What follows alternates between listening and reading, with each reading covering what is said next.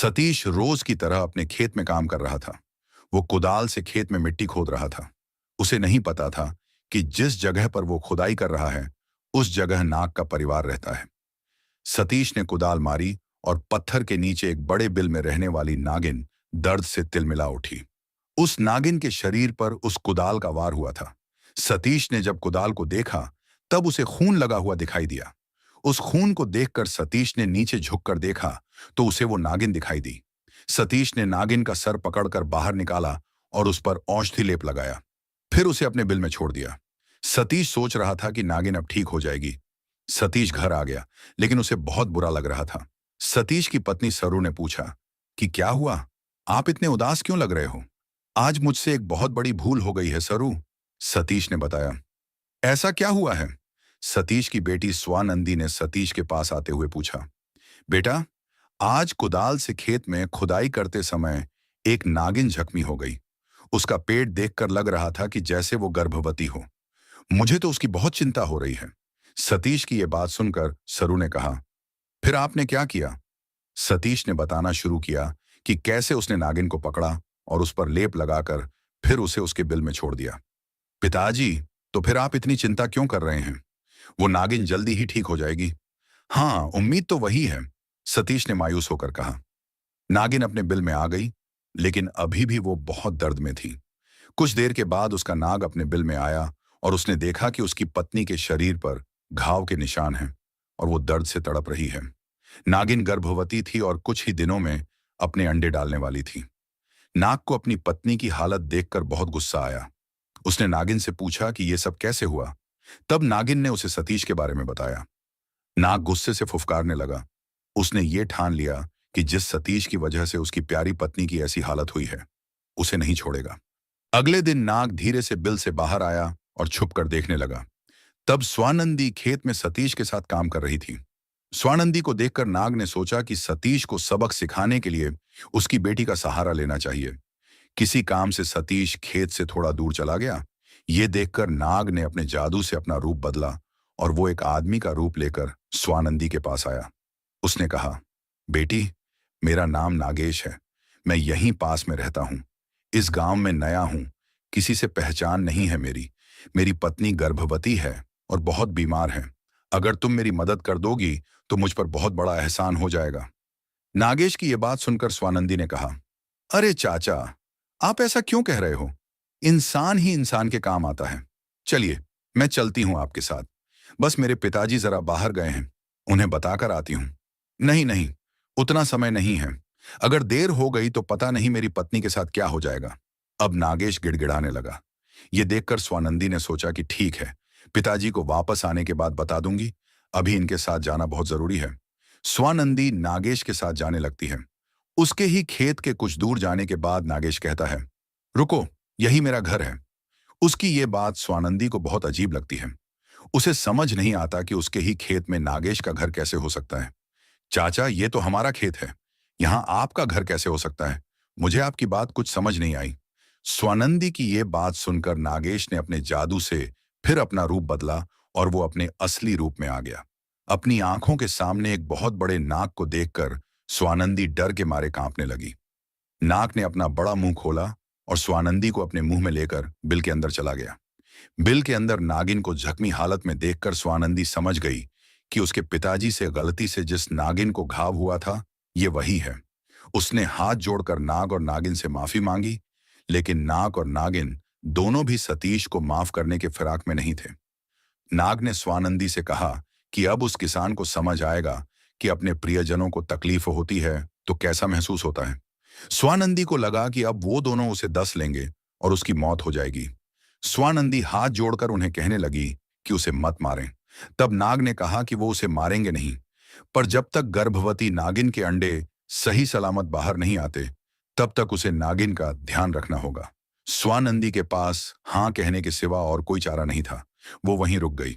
इधर खेत में सतीश स्वानंदी को आवाज देकर थक गया, लेकिन उसकी पुकार पर स्वानंदी नहीं आई। तब वो घर वापस आ गया। घर आकर उसने सरू से पूछा कि स्वानंदी कहाँ है। तब सरू ने बताया कि वो अभी तक घर नहीं आई है। स्वानंदी को लेकर दोनों बहुत परेशान हो गए। सतीश ने पूरे गांव में स्वानंदी को ढूंढा, लेकिन उसे स्वानंदी कहीं नहीं मिली। मिलती भी कैसे? स्वानंदी ऐसी जगह पर थी जहां कोई नहीं पहुंच सकता था। कुछ दिन बीत गए। नागिन ने अब अपने अंडे अपने शरीर से बाहर निकाले। स्वानंदी ने कहा कि अब मुझे अपने घर जाने दीजिए। नागिन ने कहा कि नहीं, अभी नहीं। अभी तक तुम्हारे पिता को पूरी सजा नहीं मिली है। जब तक मेरे बच्चे अंडों से बाहर नहीं आते, तब तक तुम यहीं रहोगी। स्वानंदी चुप हो गई और नागिन के बच्चे अंडे से कब बाहर आएंगे, उसका इंतजार करने लगी। फिर कुछ दिनों के बाद नागिन के अंडों का छिलका टूटने लगा। नागिन समझ गई कि अब उसके बच्चे बाहर आने वाले हैं। बिल में अंधेरा था, इसलिए नागिन ने मिट्टी का एक दिया स्वानंदी को जलाने को कहा और स्वानंदी उस जलते दिए को लेकर खड़ी हो गई। कुछ देर के बाद एक एक करके छिलके टूटने लगे और नागिन के बच्चे अंडों से बाहर आ गए। सभी बच्चे बिलबिलाने लगे और स्वानंदी के पास जाने लगे। उन बच्चों को ऐसे बिलबिलाता हुआ देखकर स्वानंदी डर गई और डर की वजह से स्वानंदी के हाथ से वो जलता दिया नीचे गिर जाता है, जिससे नागिन के बच्चों की पूंछें जल जाती हैं। ये देखकर नाग और नागिन दोनों बहुत गुस्सा हो जाते हैं। इससे पहले कि नागिन कुछ करे, स्वानंदी हाथ जोड़कर उनसे माफी मांगने लगती है और अपने घर वापस जाने की अर्जी करती है। नाग को उस पर दया आती है और वो उसे बिल से बाहर छोड़ देता है। अब स्वानंदी अपने घर चली आती है। उसे देखकर सतीश और सरू दोनों खुश होकर उसे गले लगाते हैं। सतीश स्वानंदी से पूछता है कि इतने दिन तुम कहाँ थी और किस हाल में थी? तब स्वानंदी सब सच बता देती है, जिसे सुनकर विश्वास करना भी सतीश और सरू के लिए मुश्किल हो जाता है। सतीश कहता है कि ठीक है, जो हुआ वो हुआ। अब नाग और नागिन ने तुम्हें वापस भेज दिया, इसका मतलब है कि उन्होंने मुझे माफ कर दिया। मेरी वजह से तुम्हें बहुत मुश्किल सहनी पड़ी बेटी। सतीश स्वानंदी से माफी मांगने लगता है। तब स्वानंदी उसके गले मिलती है। ऐसे ही कुछ महीने बीत जाते हैं। इधर बिल में नागिन के बच्चे बड़े हो रहे थे। नागिन के बच्चों ने एक दिन देखा कि उनके माता पिता की पूंछें लंबी हैं, लेकिन उनकी पूंछें छोटी और जली हुई हैं। ये देखकर नागिन के एक बेटे ने पूछा, ऐसा क्यों माँ? हमारी पूंछें ऐसी क्यों हैं? तब नागिन ने बताया कि कैसे सतीश ने उसके शरीर पर घाव किया था और सभी बच्चे मरते मरते बचे थे, और फिर स्वानंदी के हाथ से दिया गिरने की वजह से उन बच्चों की पूंछें जल गई थीं। ये सुनकर सभी बच्चे गुस्सा हो जाते हैं और फिर स्वानंदी से बदला लेने की बात करते हैं। नागिन के सभी बच्चों के पास रूप बदलने की शक्ति थी। नागिन की बेटी अपने भाइयों को एक योजना बताती है। सभी एक दिन छुपकर देखते हैं कि सतीश का परिवार किस समय खेत में काम करता है। नागिन की बेटी एक दिन सुंदर लड़की का रूप लेकर स्वानंदी से मिलती है और उसे अपना नाम मिलोनी बताती है। कुछ दिनों में स्वानंदी और मिलोनी की बहुत अच्छी दोस्ती हो जाती है। मिलोनी अब अक्सर स्वानंदी के घर आने जाने लगती है, लेकिन वो कहाँ रहती है, ये अब तक किसी को पता नहीं था। एक दो बार जब स्वानंदी ने उससे उसके घर के बारे में पूछा था, तब उसने बात को टाल दिया था। ऐसे ही एक दिन उसके जाने के बाद सतीश और सरू ने स्वानंदी से पूछा, तुम्हारी ये सहेली मिलोनी बहुत प्यारी है, लेकिन वो अपने बारे में कभी कुछ नहीं बताती है। कहाँ रहती है, उसके माता पिता कौन हैं, क्या करते हैं, हमें कुछ भी पता नहीं है। उनके इन सवालों के जवाब स्वानंदी के पास भी नहीं थे। उसने बस उन दोनों से इतना ही कहा कि मैं भी नहीं जानती, लेकिन मिलोनी को बुरा न लगे, इसलिए मैं उसे ज्यादा कुछ पूछती नहीं हूं। अब लगभग रोज ही मिलोनी बनी नागिन की बेटी स्वानंदी के साथ सतीश के घर आने लगती है, लेकिन अभी भी उसे स्वानंदी या बाकी किसी को डसने का मौका नहीं मिल रहा था। एक दिन जब वो अपने बिल में गई, तब उसके भाइयों ने पूछा कि अब तक तुमने उन लोगों को जिंदा क्यों छोड़ा है? तब उसने बताया कि मुझे मौका नहीं मिल रहा है और शायद उनकी किस्मत बहुत ज्यादा अच्छी है जो हर बार बच जाते हैं, लेकिन मैं अब जल्दी ही उनके पूरे खानदान को सबक सिखाऊंगी। उस समय नाग और नागिन ने अपने बच्चों को समझाने की कोशिश की कि उन्हें ये बदले की भावना छोड़ देनी चाहिए। हम दोनों उन्हें पहले ही सजा दे चुके हैं, लेकिन बच्चों ने उनकी बात नहीं मानी और कहा कि बिना पूछे हमारी खूबसूरती को दाग लगाया है। नाग का लचीला शरीर और उसकी लंबी पूंछ उसकी सुंदरता की निशानी होते हैं, जो उस लड़की ने हमसे छीन लिया है। इसलिए अब हम भी उसका सब कुछ छीन लेंगे। बहना, अब हम ज्यादा इंतजार नहीं कर सकते, इसलिए तुम जल्दी कुछ करो। अगले दिन मिलोनी स्वानंदी के घर आती है और उसे कहती है कि आज उसके घर वाले कहीं बाहर जा रहे हैं और वह घर पर अकेली है, लेकिन उसे अकेले रहने में बहुत डर लगता है। तब सतीश कहता है कि बेटा, अगर ऐसी बात है तो आज रात तुम यहीं रुक जाओ। वो भी यही चाहती थी, इसलिए वो बिना कुछ सोचे हाँ कह देती है। रात हो जाती है। और सब सो जाते हैं। मिलोनी स्वानंदी के साथ उसके कमरे में सो जाती है। कुछ देर के बाद स्वानंदी गहरी नींद में सो जाती है और इसी बात की तसल्ली करके मिलोनी अब अपने असली नागिन के रूप में आ जाती है। वो अपने मन में कहने लगती है कि बस आज तुम सबकी आखिरी रात है। सबसे पहले मैं इसे ही डसूंगी जिसकी वजह से मेरी और मेरे भाइयों की पूंछें जल गई हैं। नागिन अब रेंगते हुए मिलोनी के पास आती है और उसे डसने ही वाली होती है कि तभी सतीश आता है और एक लकड़ी से नागिन का सर पकड़कर रोकता है। अब वो कुछ नहीं कर पाती है।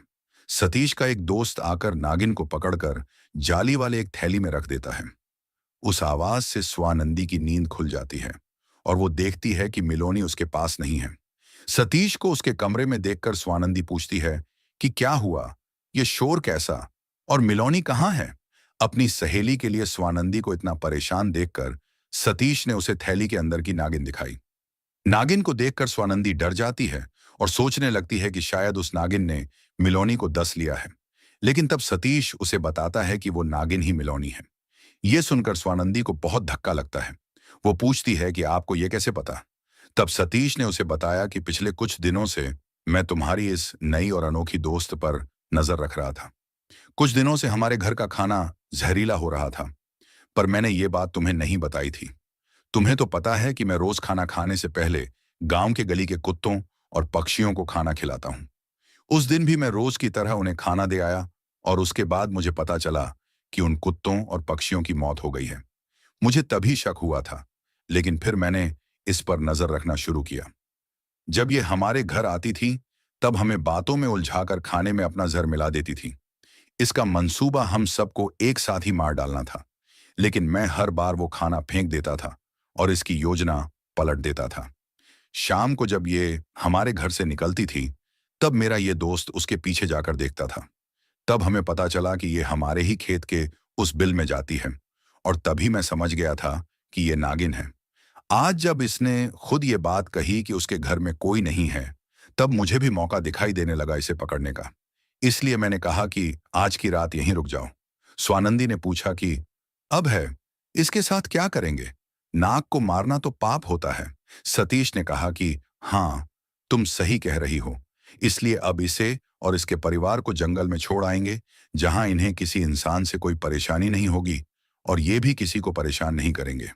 फिर सतीश और उसका दोस्त उस नागिन को अपने खेत में लेकर जाते हैं और बिल से नाग के पूरे परिवार को बाहर निकालते हैं। उन सबको अलग अलग थैलियों में भरकर दूर जंगल में छोड़कर आ जाते हैं, जहां से वे कभी फिर इंसानी बस्ती में वापस नहीं आ पाते।